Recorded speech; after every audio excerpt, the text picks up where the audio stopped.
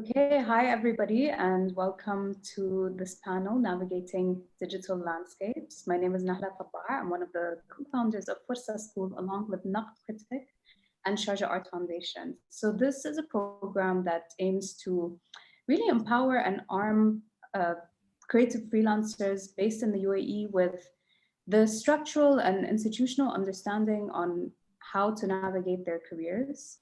And we were extremely inspired to bring this panel together because what we have here are, I would say, in many ways, leaders in creating online platforms that at, at some degree are low in the tools that they're using, but yet extremely impactful. So I have with us Sarah Al-Ahmed from Jaffat El Aqlam, but we will refer to you as Jaffat El Aqlam. We have Sarah Al-Mahiri from Artist Talks. We will refer to you as Artist Talks, Sarah. We have Sarah Hatahat from Daftar Asfar, and we have Walid Al-Wawi from Samt. So I'll start with Artist Talks. So this is an independent platform created and run by Sarah Al-Mahiri that organizes and presents talks with creatives based in or affiliated with the UAE. Daftar Asfar is a collaborative publishing platform that focuses on creative collaboration and thoughtful artistic development.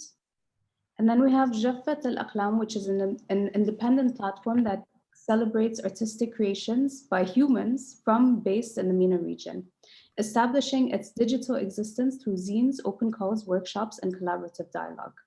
We then have Samt, which is a platform co-founded by Walid Al-Wawi and is one of the first virtual gallery spaces to strictly deal with the political Middle East through anonymous contributions, as well as provide a mentorship program for artists. So I want to jump straight into our questions, but what we'll do is also allow time from our audiences to submit their questions, which we can address at the end. But ultimately, you were really all invited to inspire this idea of how we can exist alternatively. How can we de-institutionalize ourselves, and how can we use, this lo-fi, resourceful approach to create really impactful situations? And what I want to ask you is, has this ability to be this fluid enabled you to do what you would like to do in terms of impact? Like, how would you reflect on the impact that you've had on the wider scene and your audiences?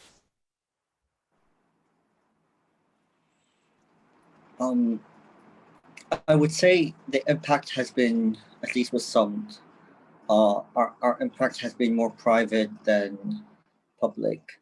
I feel like we were able to influence the artist on an individual level, rather than the audience or the recipient.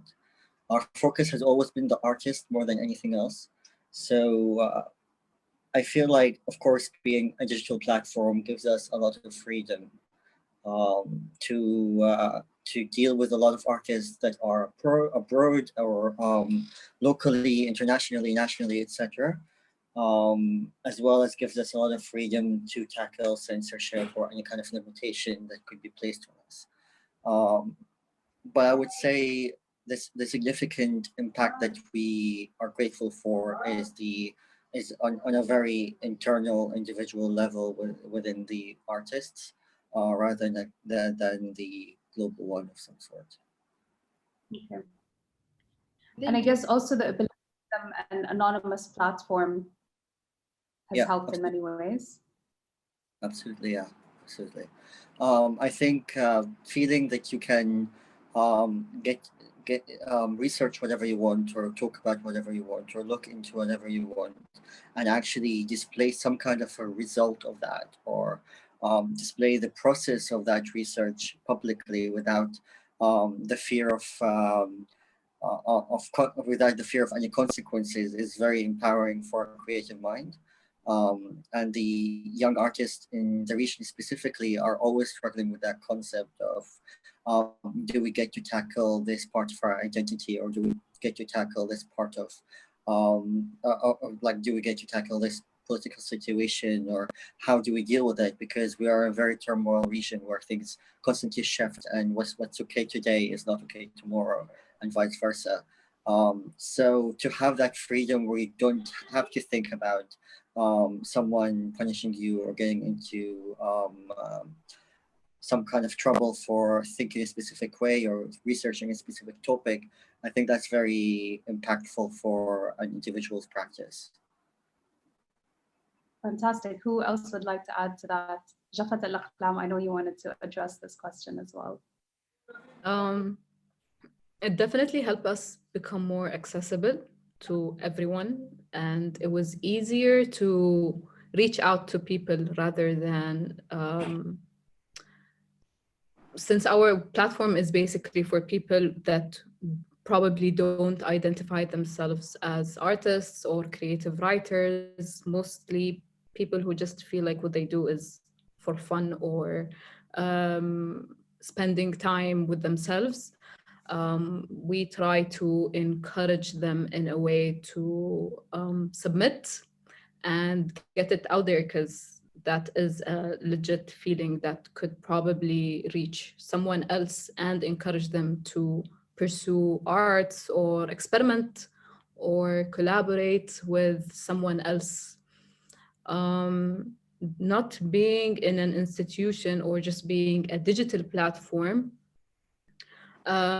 made us reach out to people in an easier way rather than ask, يعني, since the whole thing does not require any money, as long as we have Wi-Fi, it's موجود وفي إيميلات وفي أشياء, يعني we can do everything much easier than if we were like an institution. يعني إذا we had money, or if we approached someone and said, hey, we have an e-magazine. And this was, I'm talking back in 2014, ما كان في شيء. There was nothing. I searched a lot in 2014 for a place where I, as a person who has no history in art knowledge or creative writing, my background is networking and security.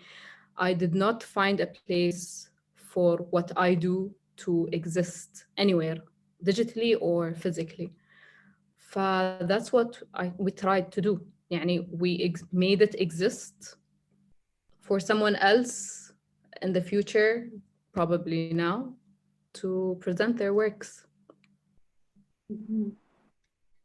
And Sarah Al-Maheri, Artist Talks, how would you like to talk about the impact that you've had? Just jumping off of what Sarah's point, it is artist focused, and Sarah mentioned accessibility, and I think that's a really important element to the platform that I've created. It almost is a glimpse into the artist's practice. It is a free form for the artist to come on and speak their mind on a project or their work or their practice. And I just wanted to give full freedom to that.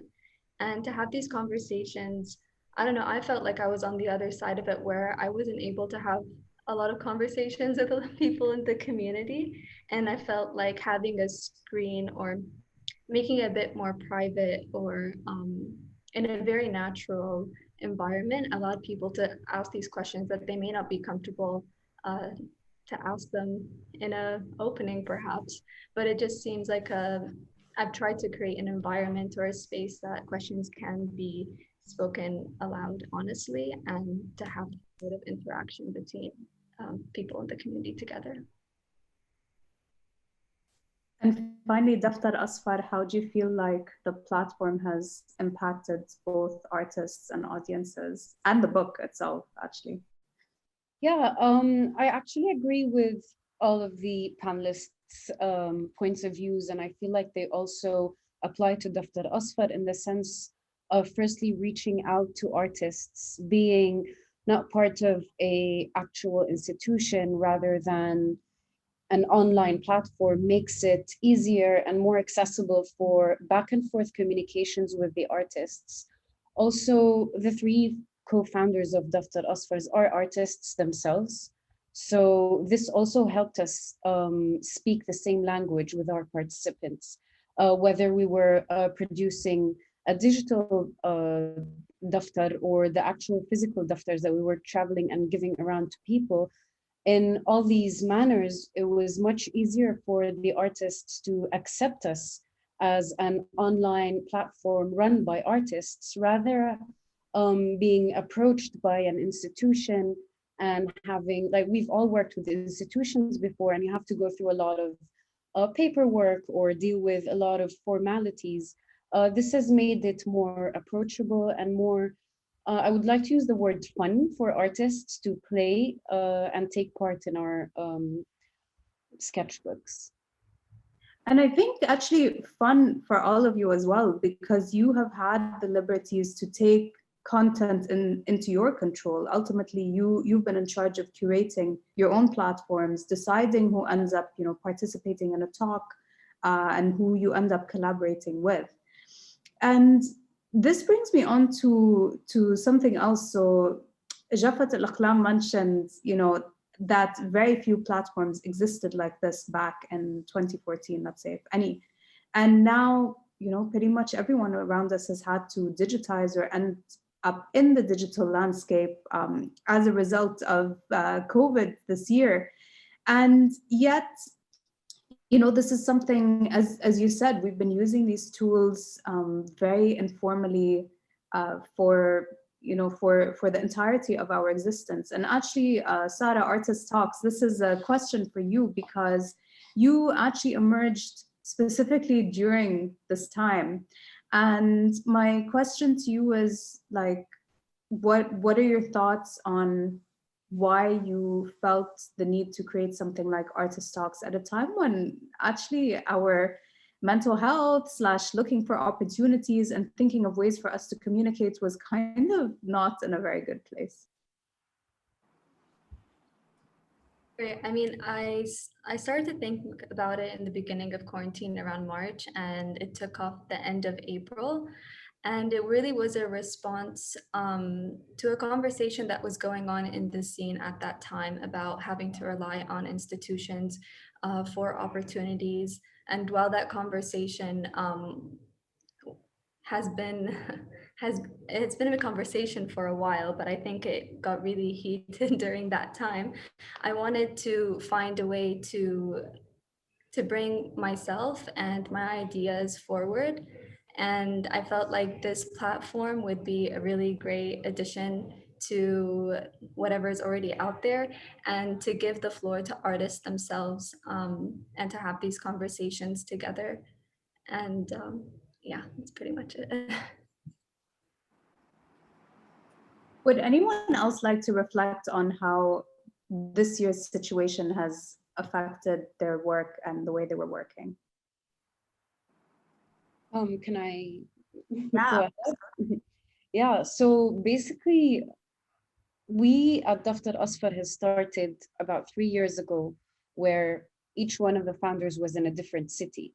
And we were already working remotely and using all of digital platforms to be able to produce this. And then COVID comes, and we had all of these projects that were supposed to move on, daftars that are supposed to travel and go to artists, but we weren't able to do that. And it really affected the progress of our work, because we had workshops I wanted to do with kids. We had one beautiful sketchbook curated by artist Nasser Nasrallah that we wanted to start holding workshops for and have kids work for, and it really stopped us. So we had to pause and reflect on our mental health, firstly, because we're all locked down in 3 different cities, staying in our homes and not be able to physically contact each other and be with each other when it's not in our hands. Like, for the past 3 years, we were used to being in different cities, but when you're forced to be locked down, it really affected us. And I consider my co-founders some of my best friends, and they were a cushion that I fell on when it was really difficult to stand up. And that being the case, we didn't want to keep ourselves down, rather than, we wanted to lift ourselves up, and we decided to come up with an edition for Daftar Asfar that was curated and created by the 3 of us. So me, Nahla, and Lina decided to create collaborations. And this is something that we've dwelled upon for the past few years, but weren't able to do because we're busy curating other people's works and creating different editions. So I feel like COVID kind of made us do this, even though it wasn't at our highest, most exciting times of our artistic lives or personal lives. But the result, whether you think the artwork is beautiful or not, or whether you connect with the artwork or not, the results are emotional, very personal, and they tell stories of how we felt during that period and during the time that we're creating the work. So I feel like it's a blessing in disguise, and I'm so happy that I got to connect with my friends and co-founders on this, but I'm even happier that we were able to share it with the world on our platform using the same tools that we use to promote other artists. Yeah, the idea was to kind of hit pause a little bit on how obsessively content driven we had been in the last years since founding it. Jaffat El Aqlam and Samt, do you have anything to add to COVID and your work?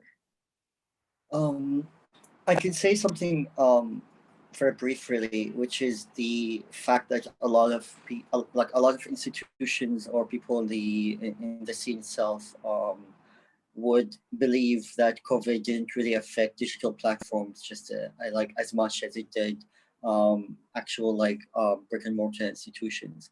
But the truth is, digital platforms, or at least the type of platforms that I think we are running, people on this panel, are extremely personal and have very few people who work on it, and it's very close to our hearts and to our physical health and mental health. So when COVID hit and kind of forced a lot of institutions to go digital, for us, or for me at least, for some, it forced some to go quiet instead of actually go anywhere else. It kind of because it did affect, for example, our mental health, my physical health, etc. And I wasn't able to travel a lot. I wasn't able to do much. It was a very confusing time. And I think it's important to understand that COVID didn't just affect gallery spaces that are traditional gallery spaces or museums, but also affected any kind of art initiative out there. It could affect any of us. So, for example, for now, Samt is a little bit quiet because we're trying to reimagine our structure and kind of rebuild ourselves and go with our fifth volume, hopefully launching very soon.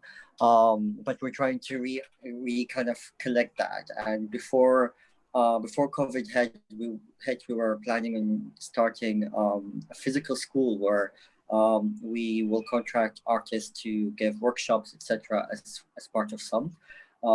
And as soon as we launched, COVID hit and we could not gather anywhere. So that had to be canceled immediately. So now we're trying to rebuild that in a world where COVID is pretty much a reality and a norm. So yeah. I'll just add one thing that we had a plan with Jumeiri, our guest curator. This was like a completely new idea where we would allow someone else to curate an issue, and we called it the guest curator. So Jumeiri was our first human to volunteer to the whole situation, and it was a bit sad, but it turned out amazing. And we loved how it turned out digitally, but the whole plan was, for the first time, we were actually going that one step, and we were going to do an exhibition, and we were going to contact a gallery, and we will do it our way and everything. بس طبعا كوفيد يعطيهم العافية خرب كل شيء. And we were just like, okay, it kind of forced us to come up with different solutions. I think the whole thing took a whole year for us to publish, and everyone's like, when are you going to publish? When are you going to put our stuff online? الpressure هذا, people probably, I know they talk to us as a platform, but all of us with our personal lives, and like Walid said, our mental health, mashallah, or our time, mashallah, time management is just like weird during the whole lockdown. And part of me as a person, part of what kind of encouraged me was اللي كان يحمسني يعني my interactions with people, and that was completely gone from all sides, like no workshops, نفس ما قالت سارة دفتر أصفر. These used to kind of inspire me to come up with something new, talk to new people, interact, and ultimately fuel Jaffat El Aqlam and what we want to do and how we want to proceed. But since we went with the whole digital issue, of course, the whole traditional way of exhibiting is not completely gone. Inshallah, when this whole thing is over, we will still pursue it. But the fact that it kind of helped us come up with a different solution and exactly how we wanted it. يعني we wanted it completely different from how our usual issues go. That was probably the only pro من الموضوع كامل, لأن طلعنا بشيء نحن ما كنا متوقعينه. We weren't expecting it to be the way it turned out, and we kind of surprised ourselves, which was nice. It's always nice to surprise yourself every once in a while. So yeah. I have to say, just to add one, I think what happened with it, at least for me, it showed me that going digital is not the final evolution of the art space or the art an initiative. It's actually just an evolution, but there is something that's gonna manifest out of this this pandemic. Maybe it will teach us a way to maybe merge the digital and the physical, or maybe going even beyond the virtual. We can never know. Actually, to also give you an example, Naqd Critic, that was founded by Rania Jishi, who then co-founded Forsa School, had this really interesting moment in the platform where she used to organize these crit sessions. And when lockdown happened, she was, more than happy that obviously the obvious format is I will now hold them digitally. But then she became very sensitive and acutely aware to the fact that so many freelancers had been impacted by canceled events and gigs. And so she turned her platform into an open call for freelancers in the region to register their details and kind of claim their lost opportunities. And from there, we ended up segueing into founding Forsa School. So that was also another interesting, and it was never obvious to begin with, but that's what the platform ended up doing. And it's because, we already have these established networks. We already have our platforms ready for some kind of fluidity. Now, one question, this is going to be a bit of a debate actually, is with a few platforms, they were presenting opportunities for artists and creative practitioners to do takeovers on, let's say, different Instagram accounts and, produce content as a way of supporting them and showcasing what they do. But that was not coming necessarily with any kind of compensation apart from exposure. I hate to use that word, but it's probably the best word to use right now. And I remember Sarah Hatahat Daftar Asfar was, you were so against this idea of inviting artists to do that at such a particularly sensitive time, because you just felt like there was a slight exploitativeness that was happening. And this is then a question to all of you to think about how, the fact that these are all self-funded platforms, and they're young platforms as well, and we're also struggling to make ends meet, and yet we are platforms that are exposing our fellow creative community. We are offering them this platform. Is it enough, or have you considered ways of providing more compensation?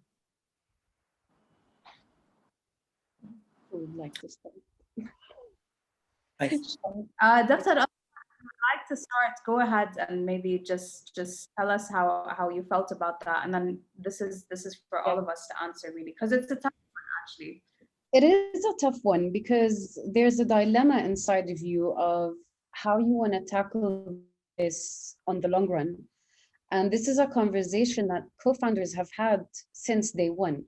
And one of the questions that we asked ourselves 3 years ago was, will artists take part in Daftar Asfar without compensation?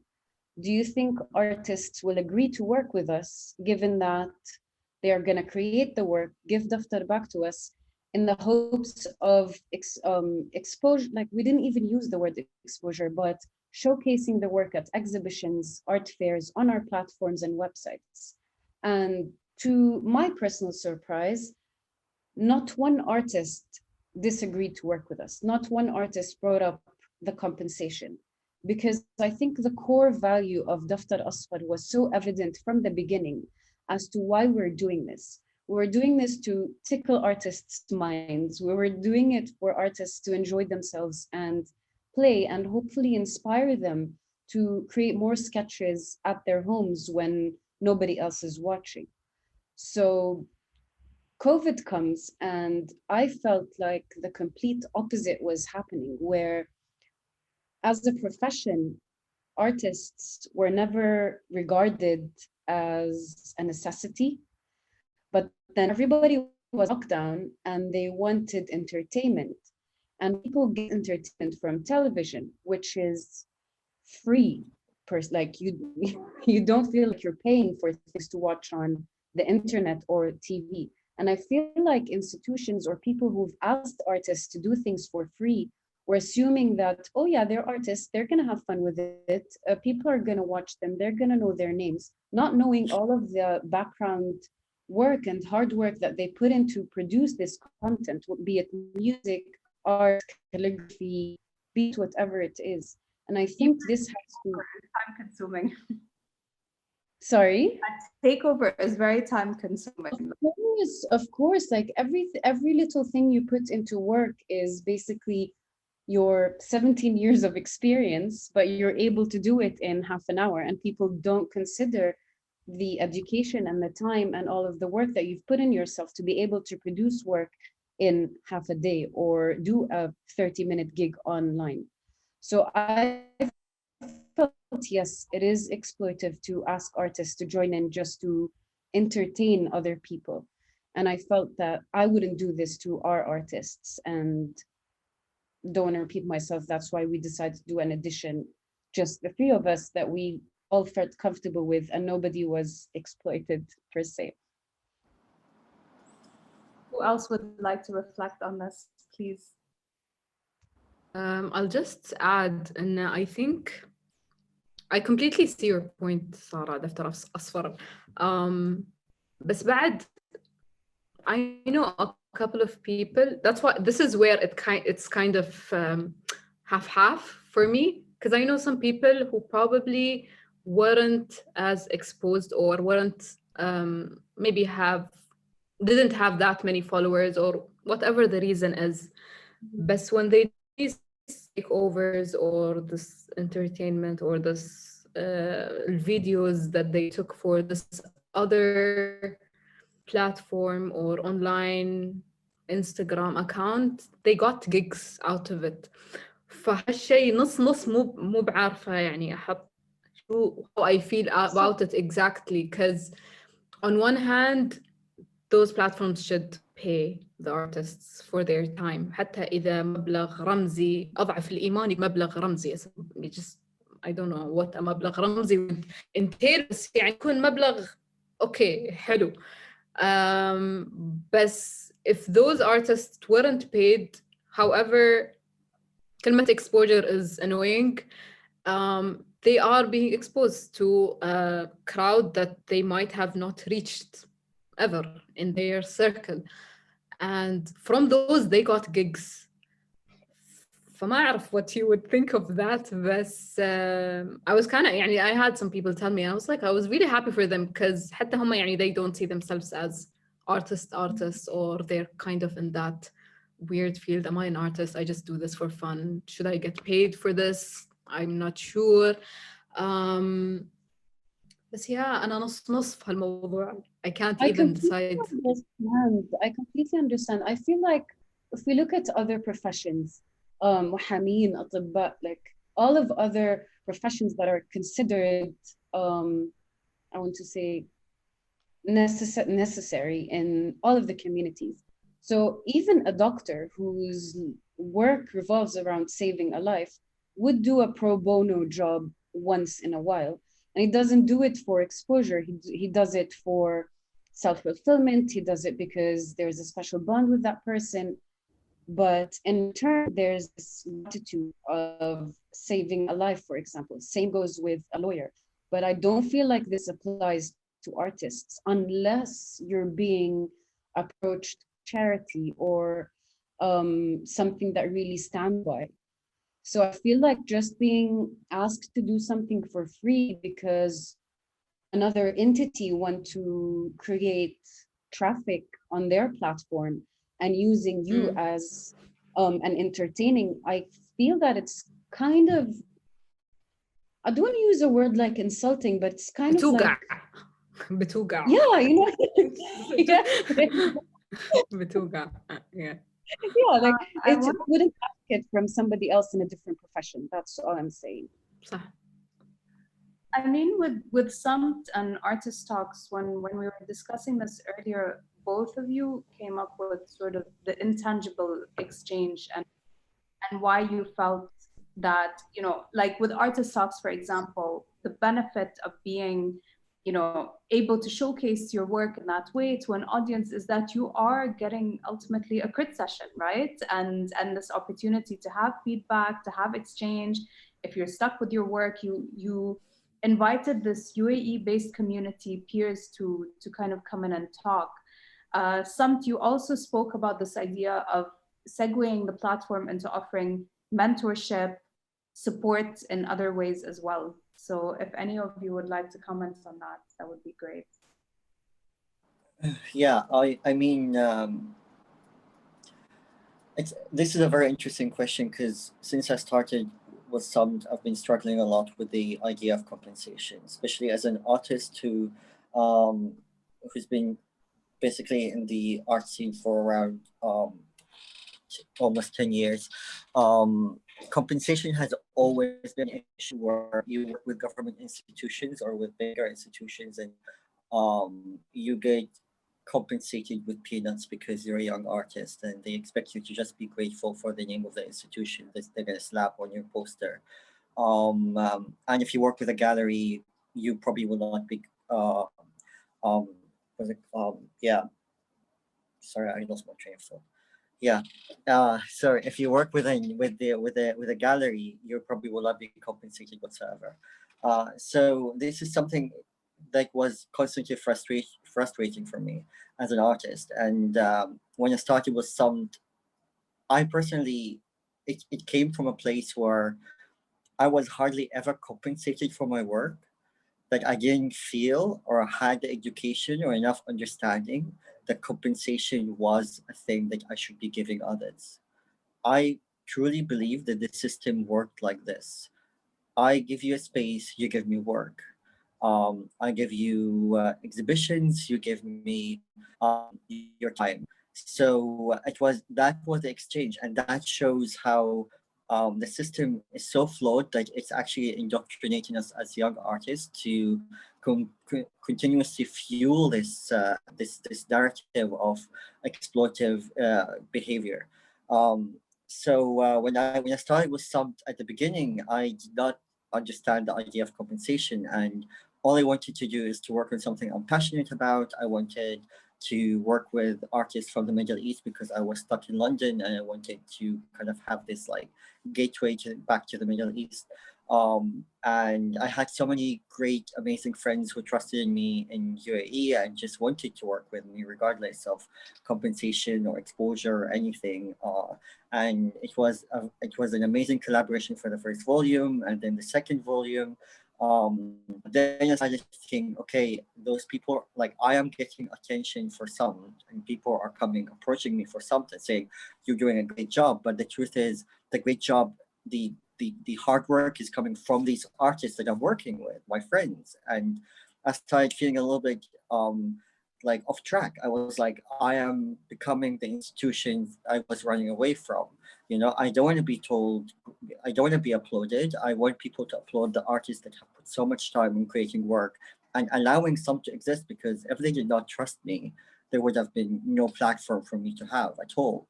So that's when I started thinking of alternative way of compensation, especially that, of course, again, it's a one-man show behind the scenes. I have to fund it from my own pocket.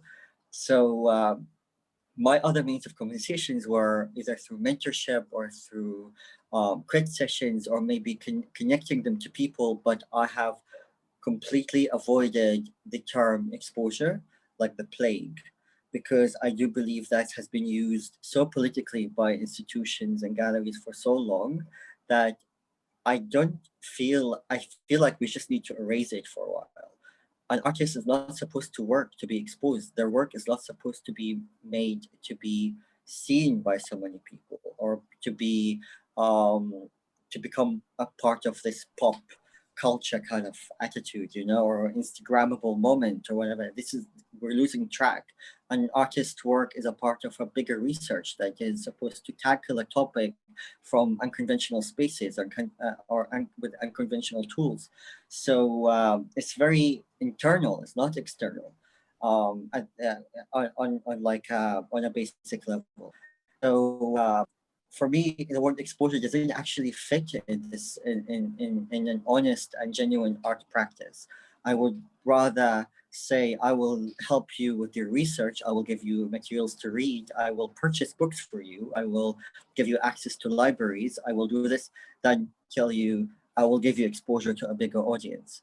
You know, because anyone can, like, 15 minutes of fame it's a very easy thing to get, especially nowadays with social media, right? So that's really not a commodity anymore. We cannot offer it anymore. So I think we, as small spaces, we need to rethink the concept of compensation from financial and exposure based to maybe actually helping with education or creds or whatnot. Also, there is a very important thing that I had struggled with was some, as a small platform, is that actually when I have approached artists and promised them compensation, financial compensation, I found a lot more resistance from them, because, for example, the financial compensation was too little, so they will instantly place you in this power place where you actually do have financial capabilities. So they will instantly think, okay, but that's not enough for me as an artist. But if you go to them and be transparent and say, listen, I don't have money, I cannot pay you, but I can give you this and this and this, they will be more than happy to do it, because they're doing a practice from the heart. They're doing a genuine practice where they actually just want to create and explore and research and enjoy their time as artists. So I find myself getting a lot more, getting approached a lot more by artists if I go to them with transparency and not play this power structure of, I will pay you money, do this for me. And that is something as well that a lot of artists need to understand, where, especially when working with independent spaces like Samt or Jaffat El Aqlam or Daftar Asfar, I think, but I will talk only about Samt for now, is that the power structure between an artist and an institution is completely different between an artist and an independent space. An institution is a place that's funded, that has people who get paid salaries, that has a space, you know, like a museum or a gallery or a structure. Fancy building. Within, right? A building. We don't have that. We're very Fluid. no, we don't have any of these things. So the power structure is different. We're more like you as an artist. We are working from our bedroom. Most of my work happens on my bed with my laptop in my lap, you know. I don't have an office. I don't have a coffee machine. I don't have any of these like things that make me official, maybe. I don't know. So the power structure is so different, and that's where compensation has to be different as well. the language compensation becomes different. Sorry, I rambled a little bit. Yeah.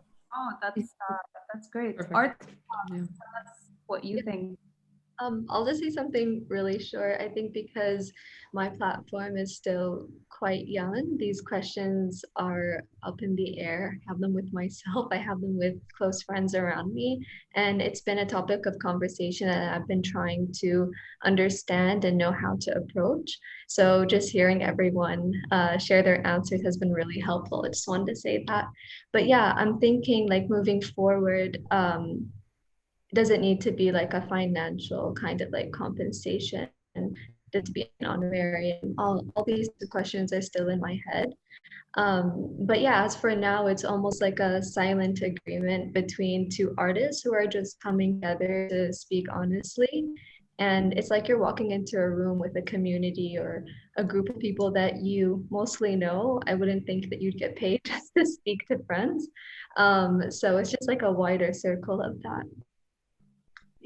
So my final question for you before we take questions from the audience. So to the audience, if you have any questions, please submit them in the Q&A and I'll try my best to ask our panelists these questions. So my final question, Sarah, so Artist Talks, we can start with you, is what digital tools have you been using and how do you work ultimately? Walid, we know you work from your bed, but should I start? Go ahead. Okay. Yeah, so I've just been using Zoom, which we're using now. It's just, yeah, that's the only thing that I pay for myself. And yeah, you have a package for that and you can hold up to 100 people. So that has been the only expense that I've had to invest in to have this platform run. And I just think from the platform that I've organized, it's been a learning experience for sure, time management, and since it's a one-woman show type of thing, just trying to organize myself, plan ahead, and but also a really great thing about it is just meeting new people or people that you know, but getting on a more personal level and a more creative level as well. So that's like the only tool that I've been using. I mean, Excel just for statistics, but other than that, it's very basic tools. And then what you do with the recordings of Zoom is you then put, right? So you have an archive. Yeah, it's an archive. It also acts as housing of recordings, so people can actually access them at their own time. While the live ones, you can ask questions or just like experience it at real time. People can go to the YouTube channel later on and just click on artists that they'd like to hear more about. And yeah, so there's like two parts to it almost. Who knows in the future? Jaffat El Aqlam, please share your method of madness with us. It has been a journey since 2014. طبعا because we didn't have money, it was basically me alone. It started literally on Tumblr. Khan available, Khan easy to use. I just uploaded stuff by my friends and it worked. But it reached a point where I kind of wanted more. And then I moved to Squarespace, got a domain, and that's pretty much it. I don't use anything else. I always try to figure out ways to play with only what I have, and it's kind of affordable. It's not ridiculously expensive money and super easy to use. And do artists physical zines to you, or do you ask them to scan them in and then they send the scans to you? Like, how does that work? For zines, we just ask them to email us, or we kind of get the raw content and design it ourselves. We also use Submittable for any other platform or someone who is planning on starting a platform. It's because we've been getting a lot of يوم نطلع theme, we would get a lot of emails and it's kind of difficult to unify them because like each one has a different title, each one has a different way of putting their data or their content. we've been using Submittable for the past probably 3 or 4 years. And it's been easier for archiving, sending out links for people to submit. Basically, those two tools. Nice. Daftar Asfar, how would you like to describe it? I think so the platform I use for majority of anything when it comes to Samt is called Cargo Collective. It's a website building platform. I've been using it since it started in 2015 or 14, and it's been a great help. And also, this is very important to note for a lot of people, that Cargo Collective offers free free membership for spaces that are not for profit. So if you have a non-for-profit license, you can email them and they will allow you to use their platform completely free with all the tools, which is absolutely fantastic. And we've been using their platform for 2 years now for free as Sumt. Other than that, I just use Google Drive to organize the Sumt library, which is a bunch of PDFs that I've scanned or collected for people to access on the website. And that's about it. All right, fantastic. Sarah, would you like to try again? I don't know if you can hear me okay now. Yeah. Yes. Yeah, okay, I'm sorry. Yeah, so basically Daftar Asfar have used all of the platforms that have existed since the beginning of internet. From WhatsApp to Skype to Zoom to Botim to Tata, just to be able to communicate with each other. We use Google Drive to put all of our information in and be able to send links. Okay. What we'll do is just hold that thought. We're going to move into Q&A. And I want to start with a couple of questions that we have received. So, Walid, this one is for you. What you said about the artwork becoming an Instagrammable moment is very valid and something a lot of people struggle with when displaying their work. But then in a situation, for example, the pandemic, where the work cannot be displayed physically, how should we navigate this issue? This is very valid, especially if we're trying to reach an audience that might not be in the same space as the work. Mm-hmm. I mean, this is true. The way we ingest work now is completely different than the way we did before. But I think there is a political understanding of this concept of Instagrammable moment, where it becomes more about the reach than about just the existence of the work and the accessibility of the work. Having the work be accessible online during this time is very important, but having a mass reach, that is something that kind of diverts us from the goal of creating the work, you know. Instagrammable moments for me, the way I would translate them, are moments of insta fame. You know, it's like you put like this shot online and it's extremely dramatic or extremely provocative that you get millions of likes, and then you just sit there and wait for more and more and more likes and views. But to be online or to be accessible online is something completely different. You don't have to have that amount of reach. You just have to have accessibility so people can find you or can reach you. But you don't have to be absolutely, you know, I don't know, like Insta famous, I guess. That's the word again they use. Yeah.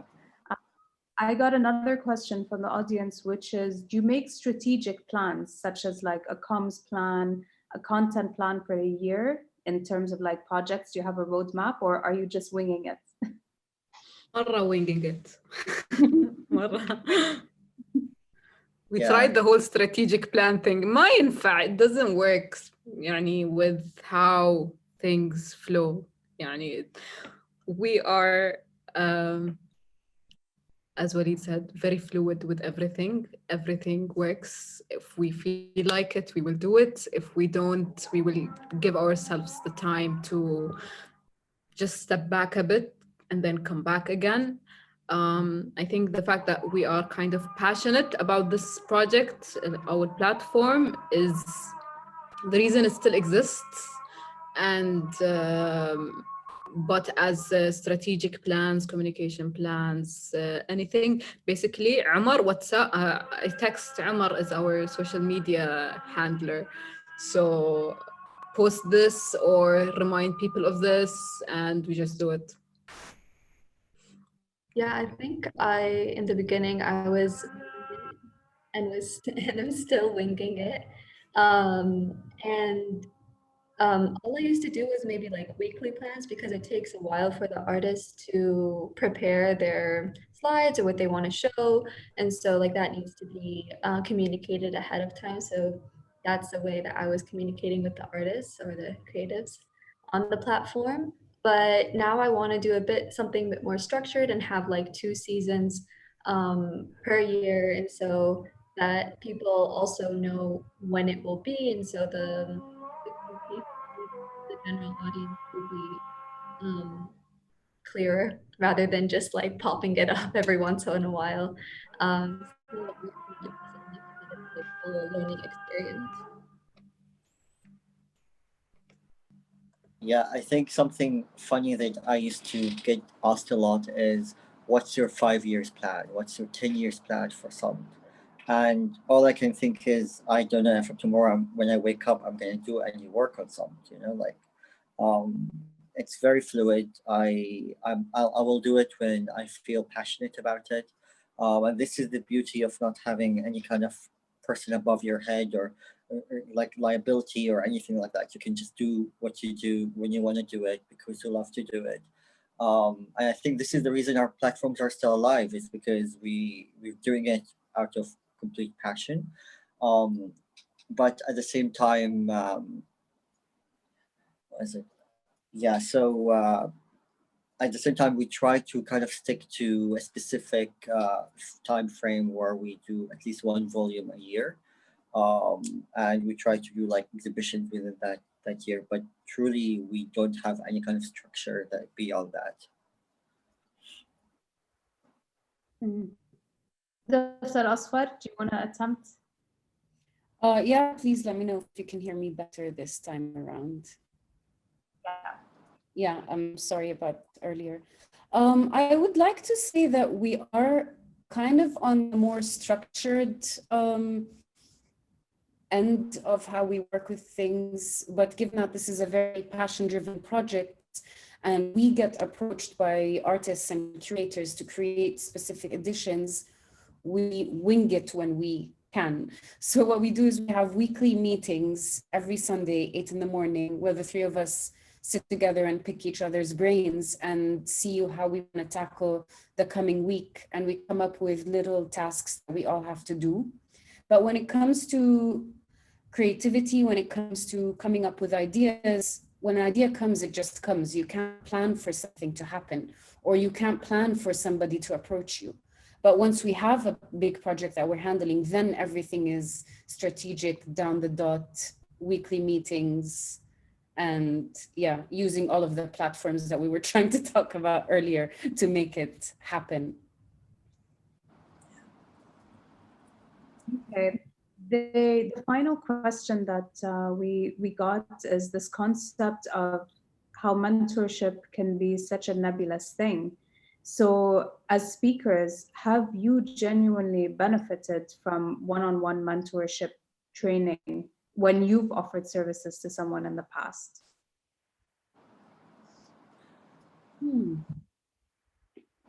As in, have we benefited? I would like, yeah, Sorry. I mean, when I look, for example, at who I was when I was much younger, and just having any opportunity to speak to somebody much more experienced, somebody I admired, whether it was framed as mentorship or not, was definitely extremely beneficial. I don't feel like it's beneficial specifically at the time or the place where I'm being given this advice, but it's definitely something that sticks for a very long time to come. So it's kind of the inverse. So have you received mentorship in the past, and what has that felt like? I think, yes, I have definitely received mentorship in the past. And I definitely have to say mentorship from other art practitioners or artists, etc., has been, to me, to my practice, a lot more beneficiary than my actual master's education, because it was more on a private level and it was a lot more intimate. So yes, I do believe mentorship is extremely important, because education in art is very, very important, and mentorship is kind of falls into that, but in a more independent setting. At the same time, I just want to add that mentorship is not just one-sided. The mentor is not the one that's benefit the person being mentored, but also the mentor is being benefited as well. So for me, when I mentor young artists, I learn so much, and I'm able to um, delve into settings and like states of mind that I wouldn't be able to get into on my own, and get to explore that and try to navigate it through my experiences and try to help them through my experiences. So I think it's a very give and take, and it's very important in the in art practice for sure.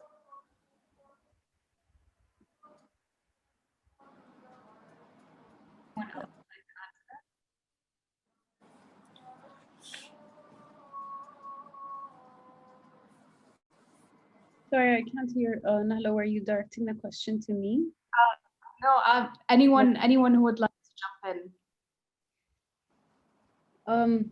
I don't really have a solid answer to this question, but I do feel like, as Walid said, that mentorship is a back and forth conversation that you have with someone. And I completely agree, as when you mentor someone or when you're being mentored, it bounces back off to you as well. As an educator, you teach and you learn something at the same time. And all of my tutors give it through university or any workshop that I've taken. It has always been a conversation. And I feel like I like to reflect that in my work and also through Daftar Asfar. So if people do need guidance, we as a platform are there for them, because we know how much help artists need, especially in this day and time. It's much more difficult now than when it was when I was in art school in 2004, because the competition is higher, the platforms are more intimidating, and it's just fierce. So you really have to be fierce to be able to just stand up and be yourself in this. So yeah, it's maybe a little away from the question, but I feel like this is my input. Would anyone else like to add something to that? I think I'll just say what you said. I would like to be mentored. Yani if someone offered mentorship for هذا, I was like, okay, yes, let's do this. شيء حلو إن when it's probably, I think it would depend on the person, like who's going to do the mentoring. But either way, another person who is willing to give their time to teach you something they've learned is awesome.